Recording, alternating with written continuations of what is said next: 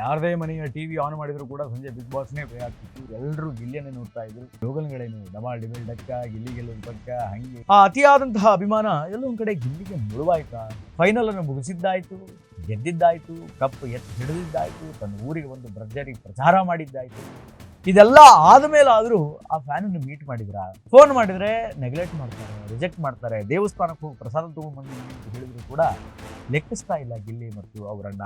ಯಾರು ಗಿಲ್ಲಿಯನ್ನ ಅತಿಯಾಗಿ ಹಚ್ಚಿಕೊಂಡು ಅಭಿಮಾನವನ್ನು ತೋರಿಸ್ತಾ ಇದ್ರು ಅಂತಹ ಅಭಿಮಾನಿಗಳೇ ಈಗ ವಿರೋಧವನ್ನು ವ್ಯಕ್ತಪಡಿಸ್ತಾ ಇದ್ದಾರೆ. ಪೊಲೀಸ್ ಕಂಪ್ಲೇಂಟ್ ಅನ್ನು ಕೊಟ್ಟವರು ಯಾರು ಅಂತಂದ್ರೆ ಒಬ್ಬ ನಿರ್ಮಾಪಕ. ಹಾಯ್ ಹಲೋ ನಮಸ್ಕಾರ, ರೆಬಲ್ ಟಿವಿ ವಿಶೇಷ ಕಾರ್ಯಕ್ರಮಕ್ಕೆ ಸ್ವಾಗತ. ನಾನು ಶ್ರೀನಿವಾಸ್ ವೈದ್ಯ.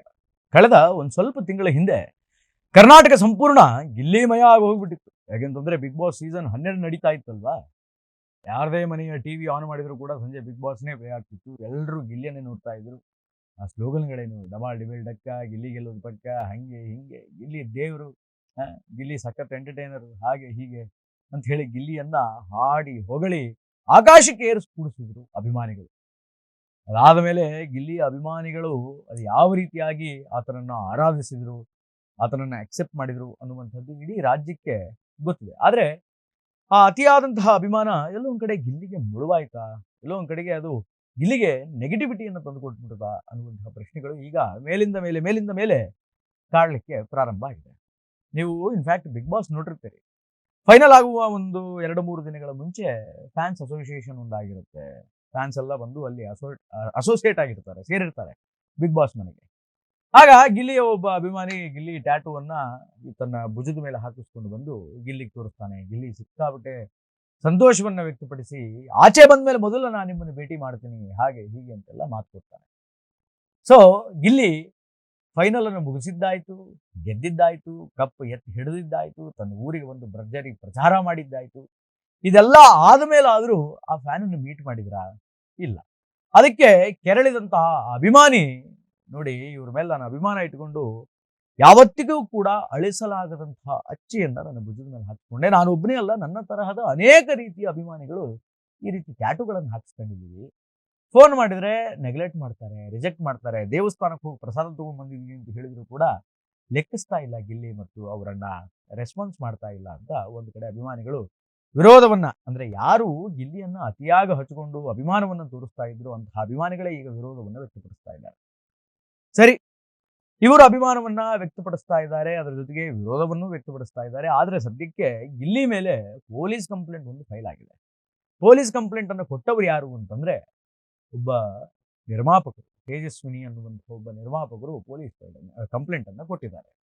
ಯಾಕೆ ಕೊಟ್ಟಿದ್ದಾರೆ ಏನು ಅಂತಂದ್ರೆ, ನಾನು ಆಗ್ಲೇ ಹೇಳಿದ್ನಲ್ಲ, ಈ ಅತಿಯಾದ ಅಭಿಮಾನವೇ ಎಲ್ಲೋ ಒಂದ್ ಕಡೆ ಮುಳುವಾಗ್ಬಿಡ್ತಾ ಗಿಲ್ಲಿಗೆ, ಅಥವಾ ಬಿಗ್ ಬಾಸ್ ಮನೆಯಿಂದ ಹೊರಗಡೆ ಬಂದಂತಹ ಗಿಲ್ಲಿಯ ಆಟಿಟ್ಯೂಡ್ ಎಲ್ಲೋ ಒಂದ್ ಕಡೆ ಚೇಂಜ್ ಆಗಿಬಿಡ್ತಾ ಅನ್ನುವಂತಹ ಪ್ರಶ್ನೆ ಈಗ ಕಾಡ್ತಾ ಇದೆ. ಸರ್ಕಾರಿ ಶಾಲೆ ಹೆಚ್ಚೇಟ್ ಅನ್ನುವಂತಹ ಒಂದು ಹೊಸ ಸಿನಿಮಾ, ಅದು ಒಂದು ಥ್ರಿಲ್ಲರ್ ಸಿನಿಮಾ ಕೂಡ ಹೌದು. ಆ ಸಿನಿಮಾದಲ್ಲಿ ಗಿಲ್ಲಿ ಆಕ್ಟ್ ಮಾಡಿದ್ದಾರೆ, ನಟನೆ ಮಾಡಿದ್ದಾರೆ. ಇನ್ಫ್ಯಾಕ್ಟ್ ಗಿಲ್ಲಿ ಆಕ್ಟ್ ಮಾಡಿದ ಮೇಲೆ ಅಂದ್ರೆ ಆ ಸಿನಿಮಾ ಶೂಟಿಂಗ್ ಟೈಮಲ್ಲಿ ಗಿಲ್ಲಿಗೆ ಬಿಗ್ ಬಾಸ್ ಇಂದ ಆಫರ್ ಬರುತ್ತೆ. ಸೊ ಬಿಗ್ ಬಾಸ್ಗೆ ನಾನು ಹೋಗ್ತೀನಿ ಅಂತ ಹೇಳಿದಾಗ ಆ ನಿರ್ಮಾಪಕರು ಏನು ಮಾಡ್ತಾರೆ ಅಂತಂದ್ರೆ, ಗಿಲ್ಲಿಯನ್ನ ಇರಿಸಿಕೊಂಡು ಗಿಲ್ಲಿ ಕೇಳದಷ್ಟು ಪೇಮೆಂಟ್ ಅನ್ನ ಕೊಟ್ಟು ಆ ಸಿನಿಮಾವನ್ನ ಮಾಡಿಸ್ತಾರೆ. ನಿರ್ಮಾಪಕರೇ ಹೇಳಿರೋದು ಇದನ್ನ, ಆಯ್ತಾ. ಗಿಲ್ಲಿ ಕೇಳದಷ್ಟು ದುಡ್ಡು ಕೊಟ್ಟಿದ್ದೀವಿ, ಎಲ್ಲ ಮಾಡಿದೀವಿ. ಅದಾದ ಮೇಲೆ ಗಿಲ್ಲಿ ರಿಯಾಲಿಟಿ ಶೋಗೆ ಹೋದ್ರು. ಹೋಗಿ ವಾಪಸ್ ಗಿಲ್ಲಿ ಬರೋ ತನಕನೂ ನಾವು ಕಾಯ್ಕೊಂಡಿದ್ದೀವಿ. ಫೆಬ್ರವರಿ 6ನೇ ತಾರೀಕೇನೋ ಆ ಸಿನಿಮಾ ರಿಲೀಸ್ ಆಯ್ತು. ಫೆಬ್ರವರಿ 6 ಅಂದ್ರೆ ನಿನ್ನೆ. ಆ ಸಿನಿಮಾ ರಿಲೀಸ್ ಆಯ್ತು. ಸಿನಿಮಾ ರಿಲೀಸಿನ ಪ್ರಮೋಷನ್ಗೂ ಕೂಡ ಆ ವ್ಯಕ್ತಿ ಬರ್ತಾ ಇಲ್ಲ. ಫೋನ್ ಮಾಡಿದ್ರೆ ಫೋನ್ ಅನ್ನ ರಿಸೀವ್ ಮಾಡ್ತಾ ಇಲ್ಲ, ಮೆಸೇಜ್ ಮಾಡಿದ್ರೆ ಒಂದು ರಿಪ್ಲೈ ಇಲ್ಲ. ತನ್ನ ಸೋಷಿಯಲ್ ಮೀಡಿಯಾದಲ್ಲಿ ಸಿನಿಮಾಕ್ಕೆ ಸಂಬಂಧಪಟ್ಟಂತಹ, ಅಂದ್ರೆ ಸರ್ಕಾರಿ ಶಾಲೆ ಹೆಚ್ಚೇಟ್ ಅನ್ನುವಂತಹ ಸಿನಿಮಾ ಏನಿದೆ, ಆ ಸಿನಿಮಾಕ್ಕೆ ಸಂಬಂಧಪಟ್ಟಂತಹ ಒಂದೇ ಒಂದು ಸಿಂಗಲ್ ಪೋಸ್ಟ್ ಅನ್ನು ಕೂಡ ತಾನು ಹಾಕೊಂಡಿಲ್ಲ, ಪ್ರಚಾರಕ್ಕೆ ಬಂದಿಲ್ಲ, ಪ್ರಮೋಷನ್ಸ್ಗಳಿಗೆ ಬಂದಿಲ್ಲ. ಹಿಂಗಾದ್ರೆ ಬೇಜಾರಾಗಲ್ವಾ? ಹಿಂಗಾದ್ರೆ ನೋವಾಗಲ್ವಾ? ಗಿಲ್ಲಿ ಎಷ್ಟು ಡಿಮ್ಯಾಂಡ್ ಮಾಡಿದಾನೆ ಅಷ್ಟು ದುಡ್ಡನ್ನ ನಾನು ಕೊಟ್ಟಿದ್ದೀನಿ ಅಂತ ನಿರ್ಮಾಪಕರು ಹೇಳ್ತಾ ಇದ್ದಾರೆ. ಎಲ್ಲೋ ಒಂದ್ ಕಡೆ ಇಡೀ ಚಿತ್ರರಂಗ, ಅಂದ್ರೆ ಆ ಸಿನಿಮಾ ಏನಿದೆ, ಆ ಚಿತ್ರತಂಡ ಏನಿದೆ, ಸರ್ಕಾರಿ ಶಾಲೆ ಹೆಚ್ಚೇಟ್ ಅನ್ನುವಂಥ ಚಿತ್ರತಂಡ, ಸಂಪೂರ್ಣ ಚಿತ್ರತಂಡ ಯಶಸ್ಸಿನ ನಿರೀಕ್ಷೆಯಲ್ಲಿತ್ತು. ಗಿಲ್ಲಿ ಒಂದು ನಟನೆಯ ಮೂಲಕ ಆಗಿರಬಹುದು, ಅಥವಾ ಸ್ಟೋರಿಯ ಮೂಲಕ ಆಗಿರಬಹುದು, ಇನ್ನುಳಿದಂತಹ ಬೇರೆ ಬೇರೆ ಕಾನ್ಸೆಪ್ಟ್ಗಳು ಆ ಸಿನಿಮಾದಲ್ಲಿ ಅಳವಡಿಸಿಕೊಂಡಿದ್ರು. ದೊಡ್ಡ ಸ್ಟಾರ್ ಕ್ಯಾಸ್ಟ್ ಇತ್ತು. ಸುಚೀಂದ್ರ ಪ್ರಸಾದ್ ಆಗಿರ್ಬೋದು, ರಾಘವೇಂದ್ರ ರಾಜ್ಕುಮಾರ್ ಅವರಾಗಿರ್ಬೋದು, ಇವರೆಲ್ಲ ಆ ಸಿನಿಮಾದಲ್ಲಿ ಆಕ್ಟ್ ಮಾಡಿದ್ರು. ಗಿಲ್ಲಿ ಕೂಡ ಆಕ್ಟ್ ಮಾಡಿದ್ರು. ಸೊ ಗಿಲ್ಲಿ ಈ ಟೈಮಲ್ಲಿ ಬಂದರೆ ಒಂದು ಸ್ವಲ್ಪ ಪ್ರಚಾರ ಜಾಸ್ತಿ ಆಗುತ್ತೆ, ಒಂದು ಸ್ವಲ್ಪ ಪ್ರಮೋಷನ್ ಚೆನ್ನಾಗಾಗುತ್ತೆ, ಒಂದು 4 ಜನ ಗಿಲ್ಲಿಯನ್ನು ನೋಡೋದಕ್ಕಾದರೂ ಸಿನಿಮಾಕ್ಕೆ ಬರ್ತಾರೆ ಅನ್ನುವಂತಹ ಒಂದು ಅಭಿಲಾಷೆ, ಆಶಯ ಚಿತ್ರತಂಡದಲ್ಲಿತ್ತು. ಅದು ತಪ್ಪೇನಲ್ಲ. ಆದರೆ ಗಿಲ್ಲಿ ಬರಲೇ ಇಲ್ವಲ್ಲ, ಗಿಲ್ಲಿ ಫೋನೇ ಎತ್ತಲಿಲ್ವಲ್ಲ. ಬರೋದು ದೂರ ಮಾತು ಸ್ವಾಮಿ, ಫೋನ್ ಕೂಡ ಎತ್ತಾ ಇಲ್ಲ, ಫೋನಿಗೂ ಸಿಗ್ತಾ ಇಲ್ಲ, ಮೆಸೇಜು ನೋಡ್ತಾ ಇಲ್ಲ ಗಿಲ್ಲಿ ಅನ್ನುವಂತಹ ಆರೋಪವನ್ನು ಈಗ ಚಿತ್ರತಂಡ ಮಾಡ್ತಾ ಇದೆ. ಚಿತ್ರತಂಡ ಅಸಮಾಧಾನವನ್ನು ವ್ಯಕ್ತಪಡಿಸ್ತಾ ಇದೆ. ಈ ಕಾರಣದಿಂದ ಈಗ ಗಿಲ್ಲಿ ಮೇಲೆ ಪೊಲೀಸರಿಗೆ ದೂರು ಅನ್ನುವಂಥದ್ದು ತಲುಪಿದೆ. ಗಿಲ್ಲಿ ನಮಗೆ ರೆಸ್ಪಾನ್ಸ್ ಮಾಡ್ತಾ ಇಲ್ಲ, ನಮ್ಮ ಫೋನ್ ಎತ್ತಾ ಇಲ್ಲ, ನಾವು ಕೇಳೋದಷ್ಟು ದುಡ್ಡು ಇಸ್ಕೊಂಡು ಪ್ರಮೋಷನ್ಗೆ ಬರ್ತಾ ಇಲ್ಲ. ಆ್ಯಕ್ಚುಲಿ ಹೇಳಬೇಕು ಅಂತಂದರೆ ಒಂದು ಪ್ಯಾಕೇಜ್ ಅನ್ನುವಂಥದ್ದು ಇರುತ್ತೆ ಸಿನಿಮಾದಲ್ಲಿ. ಆ್ಯಕ್ಟಿಂಗ್ ಮಾಡೋದಕ್ಕೆ, ಡಬ್ಬಿಂಗ್ ಮಾಡೋದಕ್ಕೆ, ಅದಾದ ಮೇಲೆ ಸಿನಿಮಾ ಪ್ರಮೋಷನ್ ಮಾಡೋದಕ್ಕೆ, ಎಲ್ಲ ಸಿನಿಮಾ ಪೋಸ್ಟ್ ಪ್ರೊಡಕ್ಷನ್ ಕೆಲಸ ಮುಗಿದ ಮೇಲೆ ಕೂತ್ಕೊಂಡು ಮಾಧ್ಯಮದವರಿಗೆ ಇಂಟರ್ವ್ಯೂ ಕೊಡೋ ತನಕನೂ ಕೂಡ ಒಂದು ಸಂಪೂರ್ಣ ಪ್ಯಾಕೇಜ್ ಅಂತ ಇರುತ್ತೆ. ಅದನ್ನೆಲ್ಲ ದುಡ್ಡು ಇಸ್ಕೊಂಡ ಮೇಲೆ ಆ ಆ್ಯಕ್ಟರ್ ಆದಂಥವನು, ಆ ಆ್ಯಕ್ಟ್ರೆಸ್ ಆದಂಥವ್ರು ಅದನ್ನು ನಿಭಾಯಿಸಬೇಕು. ಅದು ಅವರ ಕರ್ತವ್ಯ. ಅದನ್ನು ಅನೇಕ ಜನ ಮಾಡ್ಕೊಂಡು ಬರ್ತಿದ್ದಾರೆ. ಹಾಗೆ ಗಿಲ್ಲಿಗೆ ಕೊಟ್ಟಂತಹ ಪೇಮೆಂಟಲ್ಲಿ ಈ ಇಂಟರ್ವ್ಯೂ, ಪ್ರಮೋಷನ್ಸು ಇದೆಲ್ಲ ಇನ್ಕ್ಲೂಡ್ ಆಗಿತ್ತೇನೋ ಗೊತ್ತಿಲ್ಲ. ಬಟ್ ನಿರ್ಮಾಪಕರು ಹೇಳ್ತಾ ಇದ್ದಾರೆ, ಗಿಲ್ಲಿ ಕೇಳದಷ್ಟು ದುಡ್ಡನ್ನು ನಾನು ರಿಯಾಲಿಟಿ ಶೋ ಹೋಗೋಕ್ಕಿಂತ ಮುಂಚೆ ಕೊಟ್ಟಿದ್ದೀನಿ, ಆದರೆ ಗಿಲ್ಲಿ ಈಗ ರೆಸ್ಪಾಂಡ್ ಮಾಡ್ತಾ ಇಲ್ಲ.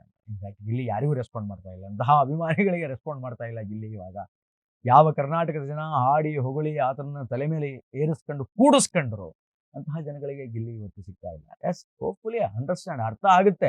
ಆತನಿಗೆ ತನ್ನದೇ ಆದಂತಹ ಮುಂದಿನ ಜೀವನ ಇದೆ, ತನ್ನದೇ ಆದಂತಹ ಮುಂದಿನ ಒಂದಿಷ್ಟು ಪ್ರಾಜೆಕ್ಟ್ಗಳಿದೆ, ಏನು ಮಾಡಬೇಕು ಎತ್ತ ಅಂತ. ಯಾಕಂದ್ರೆ ತಿಂಗಳಾನುಗಟ್ಲೆ ಈ ಎಲ್ಲ ವಹಿವಾಟುಗಳನ್ನ ಕತ್ತರಿಸ್ಕೊಂಡು ಆ ಬಿಗ್ ಬಾಸ್ ಮನೆಯೊಳಗಡೆ ಇದ್ದು ಈಗ ಏಕಾಏಕಿ ಹೊರಗಡೆ ಬಂದ ಮೇಲೆ ಒಂದಿಷ್ಟು ಕೆಲಸಗಳು ಪೆಂಡಿಂಗ್ ಉಳಿದಿರುತ್ತೆ, ಇಲ್ಲ ಅಂತ ನಾನು ಹೇಳ್ತಾ ಇಲ್ಲ. ಆದರೆ ಒಂದು ಸ್ವಲ್ಪ ವ್ಯವಹಾರ ಅಂತ ಬಂದಾಗ ಅಲ್ಲಿ ಒಂದು ಸ್ವಲ್ಪ ಕಾನ್ಸಂಟ್ರೇಟ್ ಮಾಡಬೇಕು. ಅಭಿಮಾನಿಗಳು ಅಂತ ಬಂದಾಗ ಅವರನ್ನು ಸ್ವಲ್ಪ ಕಾನ್ಸಂಟ್ರೇಟ್ ಮಾಡಬೇಕು. ಯಾಕಂದ್ರೆ ನೀವು ಯಾರಿಗೋಸ್ಕರ ಮಾಡ್ತಿದ್ದೀರಿ, ಯಾರನ್ನ ಎಂಟರ್ಟೈನ್ಮೆಂಟ್ ಮಾಡೋಕೆ ಹೊರಟಿದ್ದೀರಿ, ಯಾರಿಗೋಸ್ಕರ ನೀವು ಸಿನಿಮಾ ಮಾಡ್ತಿದ್ದೀರಿ, ನಗಿಸ್ತಿದ್ದೀರಿ, ಇಷ್ಟೆಲ್ಲ ಸರ್ಕಸ್ ಯಾರಿಗೋಸ್ಕರ? ಅಭಿಮಾನಿಗಳಿಗೋಸ್ಕರ ತಾನೆ.